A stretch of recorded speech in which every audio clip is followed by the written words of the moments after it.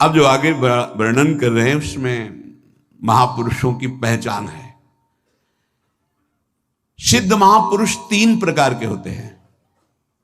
एक होते हैं आचार्य कोटि के, सात्विक विचार वाले। एक होते हैं भ्रष्ट आचरण वाले। एक होते हैं पिशाचाचरण वाले। और तीनों सिद्ध हैं। बहुत बड़े महापुरुष पूज्यपाद उड़िया बाबा जी हैं, वही रहस्य का प्रकाश कर सकते थे, अन्यथा बिना ब्रह्मबोध महापुरुष के ऐसा नहीं। तीनों सिद्ध हैं, तीनों भगवत प्राप्त है।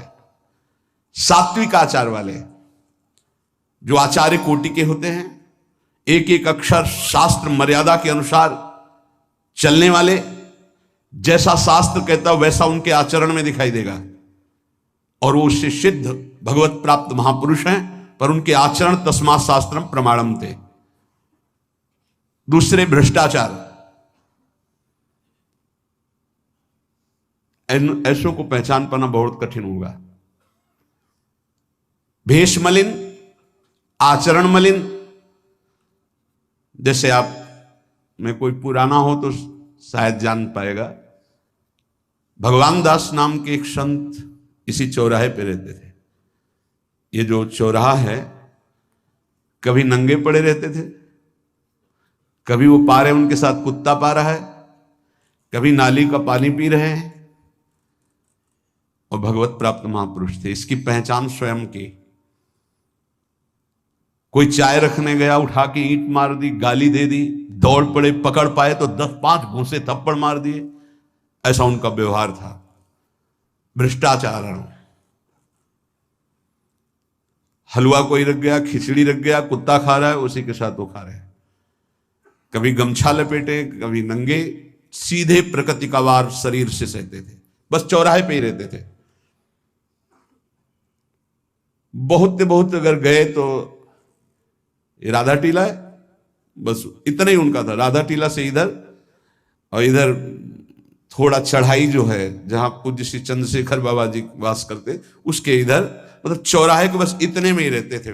12 महीना 20 साल उनको देखा। तो जब काशी से आए हुए थे तो उनको देखा तो उनकी दृष्टि से लगा कि ये स्थिति प्रज्ञ महापुरुष हैं, पर अपने को छुपाए हुए ऐसी लीला करें। पर उनके कुछ ऐसे आचरण थे जिनसे लगा कि इनकी, हमें लगता है, बुद्धि खराब है क्या, मतलब पागलपन का दौड़ा है क्या। ऐसे राधा रमण जी दर्शन करने गए तो जो पुंडरीक जी हैं इनके बाबा, वो उस समय थे, उनके पुत्र जो पुंडरीक जी के पिताजी, वो उनके सहयोग में।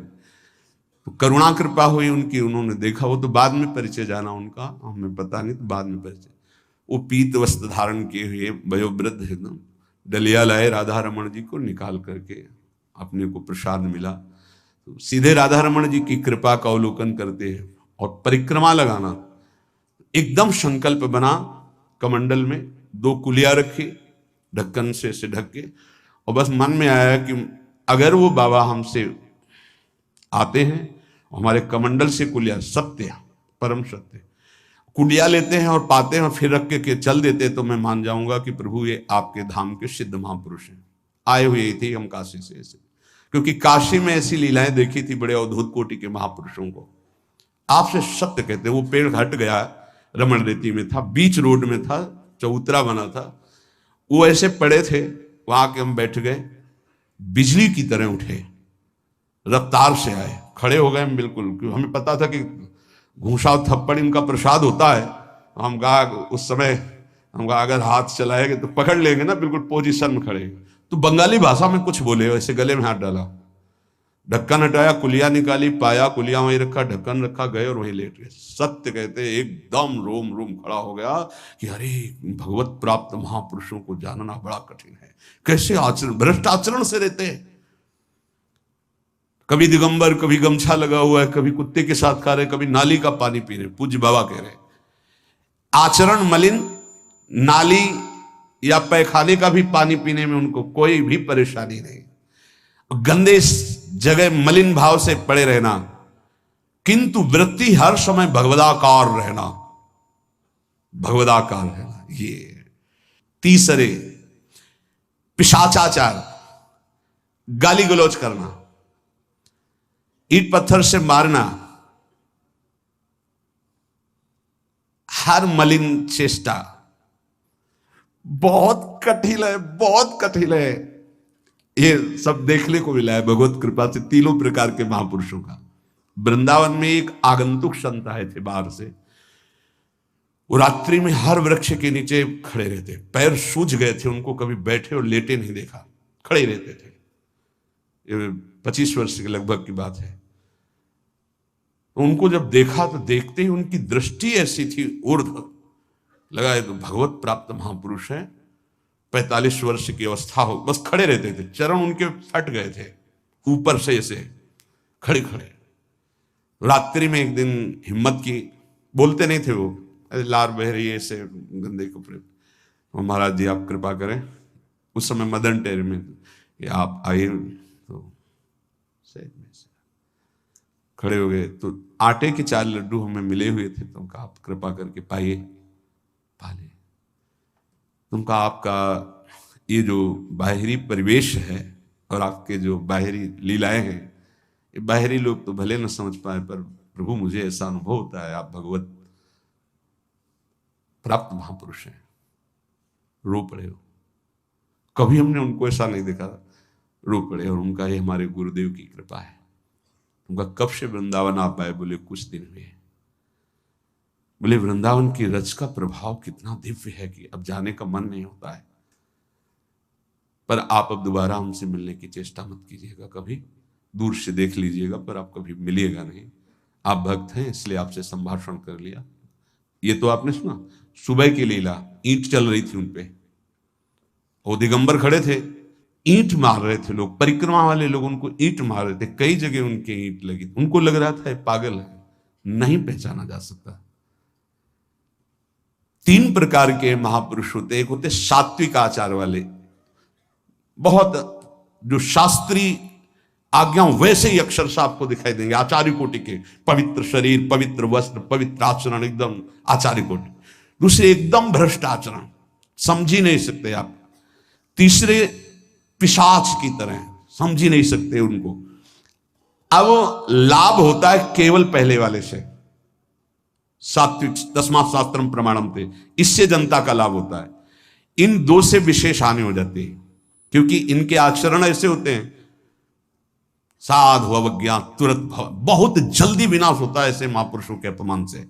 सात्विक महापुरुषों के नहीं, अगर उनसे अपमान भी हो जाएगा तो क्षमा करेंगे वो सब। इनको न क्षमा से मतलब है, न पिटाई से मतलब है, इनकी दैवी शक्ति तुम्हारा नाश कर देगी। ऐसे से बहुत, क्योंकि इनको समझ में नहीं आएगा ना।